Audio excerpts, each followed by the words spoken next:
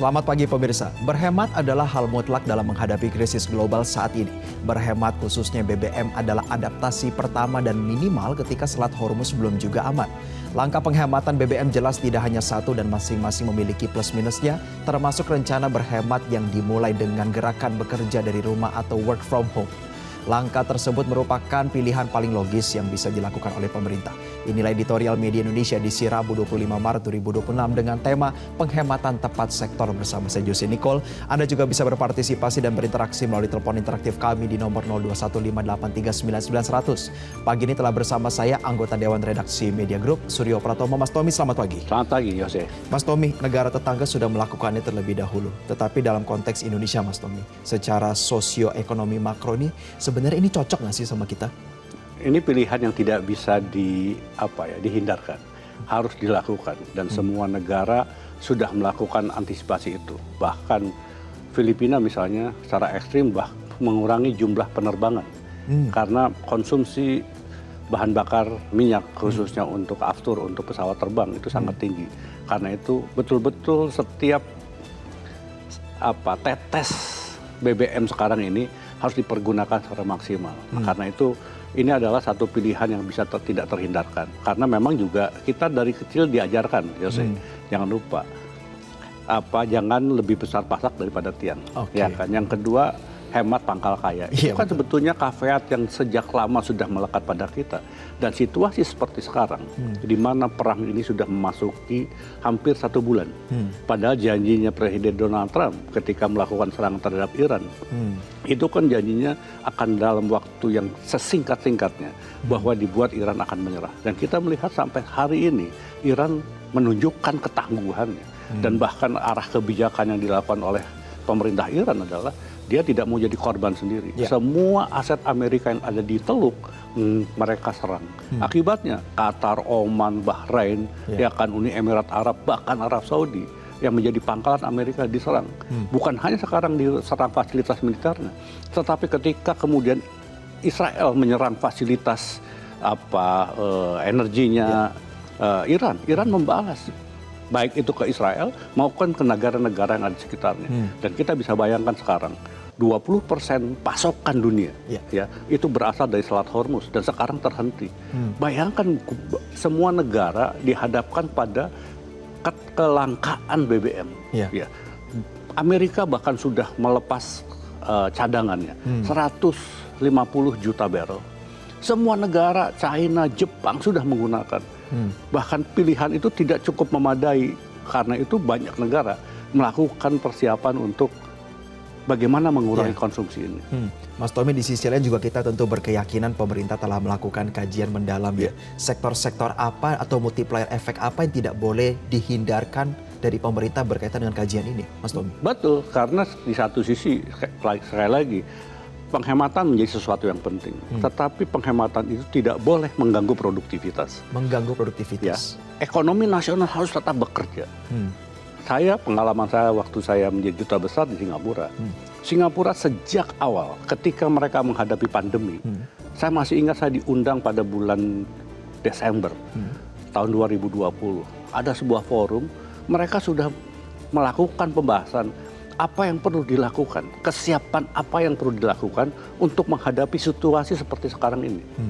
Jadi the next pandemi itu, ini kan sama, hampir mirip, di mana kemudian pergerakan orang itu dibatasi. Betul. Karena itu mereka membuat semacam kajian, bahkan kemudian diturunkan dalam level teknis, bagaimana anak-anak sekolah, bagaimana guru harus bersiap, bagaimana orang harus bekerja. Apa yang harus dilakukan ketika mereka bekerja dari rumah? Produktivitasnya tidak boleh turun. Disiplin menjadi sangat penting. Dan tentu kita akan membahas lebih banyak pada segmen selanjutnya ya Mas Tommy dan juga pemirsa. Inilah editorial Media Indonesia edisi Rabu 25 Maret 2026 dengan tema penghematan tepat sektor.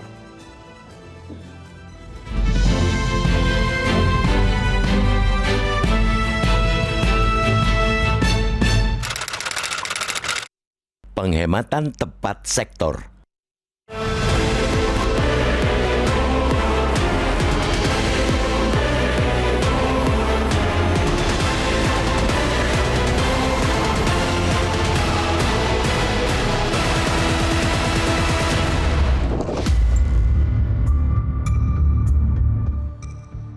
Berhemat adalah hal mutlak dalam menghadapi krisis global saat ini. Berhemat, khususnya BBM, adalah adaptasi pertama dan minimal ketika Selat Hormuz belum juga aman. Langkah penghematan BBM jelas tidak hanya satu, dan masing-masing memiliki plus minusnya. Termasuk rencana berhemat yang dimulai dengan gerakan bekerja dari rumah atau work from home atau WFH. Langkah tersebut merupakan pilihan paling logis yang bisa dilakukan oleh pemerintah. Kita telah memiliki pengalaman itu di saat pandemi COVID-19. Nyatanya, langkah tersebut berhasil menghemat BBM dan menyelamatkan negeri ini dari krisis yang lebih dalam. Namun, WFH saat itu memang jauh berbeda dengan rencana pemerintah sekarang. Dan inilah yang menjadi pertanyaan besar. WFH saat pandemi sudah mampu menurunkan konsumsi BBM hingga 8% dalam 2 pekan pertama. Namun keberhasilan itu tercapai karena penerapan penuh alias tanpa jeda hari. Sementara itu, rencana pemerintah saat ini adalah WFH sehari sepekan dan diberlakukan bagi ASN. Dengan skala yang jauh lebih kecil, maka tekad proyeksi penghematan pemerintah mencapai 20% atau sekitar 136 juta liter per bulan 20 hari kerja memang penuh tantangan. Padahal saat pandemi COVID-19 penghematan per bulan hanya mencapai 83,6 juta liter. Di sisi lain, konsumsi LPG rumah tangga saat pandemi naik. Dengan kata lain, kebijakan WFH pada dasarnya belum berarti menghasilkan penghematan energi fosil impor dalam skala besar. Sebab itu, pemerintah harus menghitung lagi plus minus rencana WFH minimalis tersebut. Jangan sampai penghematan energi tidak setimpal atau bahkan justru tidak maksimal jika dihitung dengan pengeluaran sumber daya lainnya akibat perubahan pola kerja yang hanya di ujung pekan. Lebih dari itu, jangan sampai kebijakan WFH minimalis ini malah membuat hadangan baru birokrasi dan kinerja sektor pemerintahan. Ini tidak boleh terjadi karena juga akan merugikan pertumbuhan ekonomi. Di samping itu, pemerintah mesti menggenjot kebijakan penghematan energi fosil yang lebih nyata dan andal untuk jangka panjang. Yang paling utama adalah konversi bahan bakar fosil ke energi terbarukan mesti diterapkan lebih serius lagi. Potensi besar energi surya di Indonesia misalnya sudah lama dihitung jauh lebih besar daripada kapasitas energi terbarukan lainnya. Cara lain yang lebih cepat direalisasikan adalah penghematan BBM dengan semakin menggenjot transportasi publik. Ini bukan hanya armada, melainkan juga sistem terintegrasi baik jalur maupun moda transportasi. Namun, kita memahami bahwa berbagai langkah penghematan BBM itu bisa jadi tidak cukup untuk mengantisipasi tekanan APBN akibat konflik geopolitik global. Kita meminta agar upaya-upaya mengurangi defisit APBN tidak boleh mengganggu sektor krusial seperti kesehatan. Pemerintah harus ingat, perubahan desil BPJS pada awal tahun ini saja sudah membuat 11 juta orang dikeluarkan dari penerima bantuan iuran. Padahal banyak dari mereka yang masuk dalam golongan kurang mampu. Tuntutan penghematan harus juga dimaknai Presiden Prabowo dengan pengawasan lebih ketat terhadap program-program lainnya. Kita juga mendesak agar penghematan dilakukan semua pemerintah daerah. Segala bentuk pemborosan anggaran, termasuk bermewah-mewah dalam fasilitas dan kegiatan dinas, harus dihentikan. Pemda harus sadar bahwa mereka sebenarnya garda terdepan untuk menjaga stabilitas di daerah masing-masing di tengah tekanan ekonomi ini.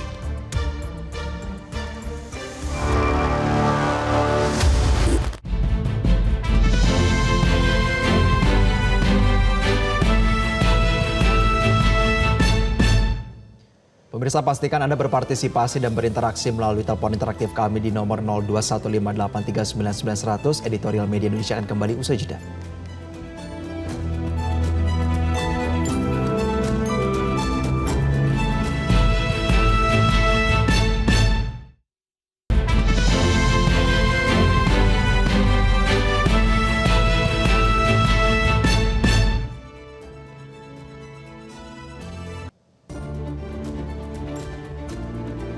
Terima kasih Anda masih bersama kami, pemirsa. Kami akan langsung menyapa salah satu penelpon yang telah bergabung bersama kami. Ada Bapak Tasrik Usman dari Banjarmasin. Pak Tasrik, selamat pagi.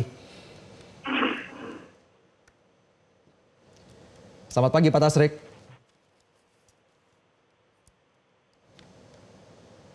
Pak Tasrik, apakah sudah bisa mendengar suara kami?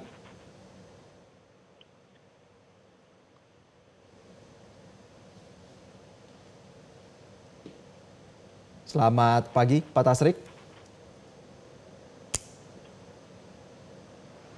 Baik, pemirsa, nampaknya kami mendapat kendala teknis berkaitan dengan hubungan dengan Pak Tasrik. Kita akan kembali melanjutkan topiknya, Mas Tommy. Ya. Tadi pada segmen pertama kita berbicara soal keyakinan bahwa pemerintah menggodok ini secara serius. Mungkin kita kalau tanya mereka yang bekerja di sektor formal, setuju. Tetapi apakah perspektifnya sesederhana itu untuk pemerintah? Yang menjadi masalah pada sistem ekonomi kita, yang masuk sektor formal itu sangat kecil. Kebanyakan masyarakat kita, pekerja kita itu ada di sektor informal. Yang perlu kita pikirkan adalah pedagang atau pekerja informal itu gajinya harian. Misalnya pedagang kaki lima. Betul. Mereka itu selama ini hidup karena ada orang yang bekerja di kantor, yang makan siang. Oh, iya. Ketika orang tidak masuk kantor, maka dia kehilangan konsumen. Sekarang tentunya pilihannya adalah masuk ke Grab, pesan, ya, Online. online. Itu juga yang menjadi tanda tanya. Karena itu sekali lagi kajiannya, Yose, menurut saya harus komprehensif.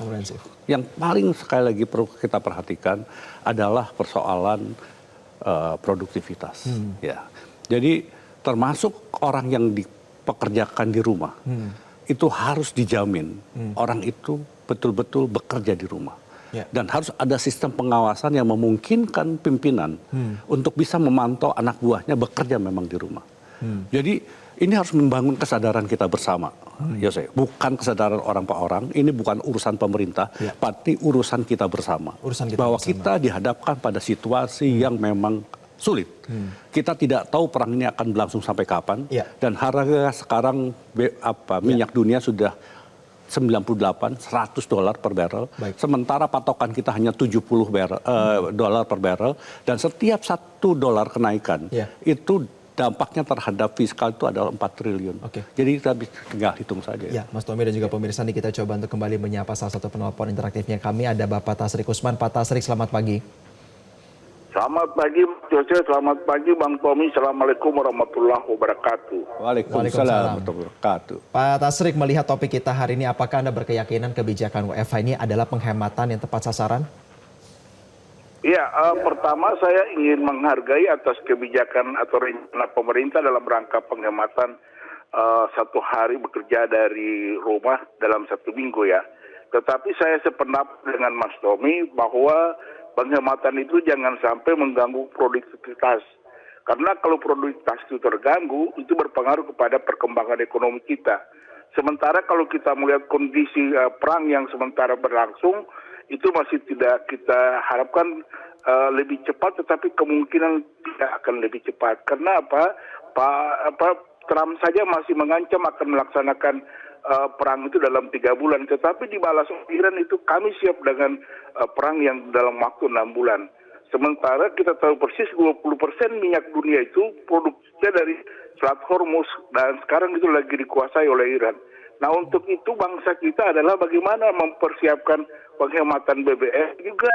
Menurut saya Mas Tommy, bagaimana menghemat APBN fiskal kita yang dalam skala prioritas.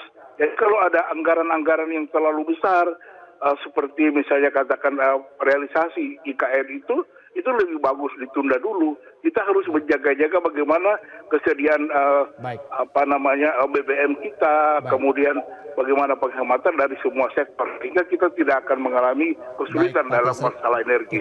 Terima kasih. Assalamualaikum warahmatullahi wabarakatuh. Waalaikumsalam warahmatullahi wabarakatuh. Kita sudah dapat poinnya, Pak Tasrik. Terima kasih, dan juga Mas Tommy. Pemirsa, kita akan membahasnya usai jeda. Tetaplah bersama kami, pemirsa.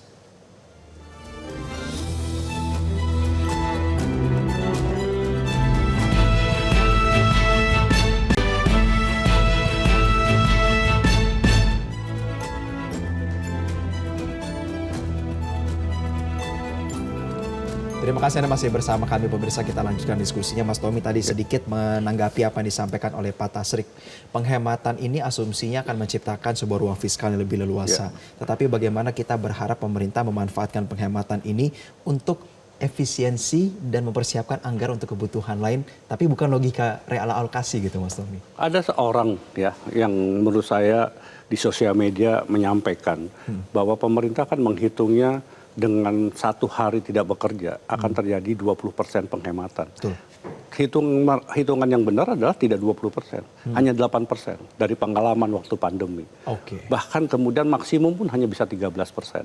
Artinya kita ini kan punya RAPBN 3.700 triliun. Betul. 3.700 triliun itu uangnya belum ada loh. Betul. Ya, itu harus nunggu dari penerimaan pajak, kemudian bahkan masih kurang itu kita pinjam dari utang. Ya. Nah, karena itu sebetulnya yang disebut ruang fiskal itu memang betul-betul sangat kecil, sangat sempit. Ya. Karena itu yang harus dilakukan tadi Pak Tasdik sampaikan. WFH salah satu yang harus kita lakukan, tetapi tidak cukup karena tadi angkanya hanya 8% terhadap penghematan itu. Yang perlu dilakukan sekarang adalah refocusing mengenai anggaran yang ada. Yang harus diutamakan adalah bagaimana anggaran itu dipakai untuk kegiatan-kegiatan yang membuat masyarakat itu bisa beraktivitas dan kemudian bahkan mereka punya bantalan ekonomi. Karena itu BLT dulu menjadi salah satu pilihan. Ketika zaman Pak SBY dan harga minyak dunia di atas $100 dan kemudian kenaikan harus 40%. Betul. Karena tidak punya pilihan harus menaikkan atau APBN kita akan kolaps, maka dibutuhkan bantalan ekonomi, diberikanlah BLT. Yeah. Semua negara melakukan itu. Ini yang sekarang harus dipikirkan. Karena itu ada 3 langkah, Yose, yang perlu kita lakukan. Pertama adalah melakukan penghematan dalam arti yang sesungguhnya, bukan hanya WFH, tetapi penggunaan anggaran-anggaran yang besar itu harus dikurangi, difokuskan untuk hal-hal yang kita sekarang itu survival yang penting. Yeah. Yang kedua adalah dorong potensi pendapatan. Kebetulan kita negara dengan sumber daya alam yang banyak, harga sekarang sedang baik. Dorong ekspor. Yang ketiga adalah berikan ruang kepada dunia usaha untuk tetap bergerak. Ya. Jangan sampai terjadi pemutusan hubungan kerja. Baik, dan tentu kita berharap ini bisa menjadi evaluasi kita bersama dan juga pemirsa. Terima kasih anggota Dewan Redaksi Media Group, Mas Suryo Pratomo telah bergabung bersama kami. Pemirsa, kita juga mendesak agar penghematan dilakukan semua pemerintah daerah, segala bentuk pemborosan anggaran termasuk bermewah-mewahan dalam fasilitas dan kegiatan dinas harus dihentikan. Pemda harusnya sadar bahwa mereka sebenarnya garda terdepan juga untuk menjaga stabilitas daerah di masing-masing di tengah ekonomi saat ini. Saya Jose Nicole pamit undur diri, sampai jumpa.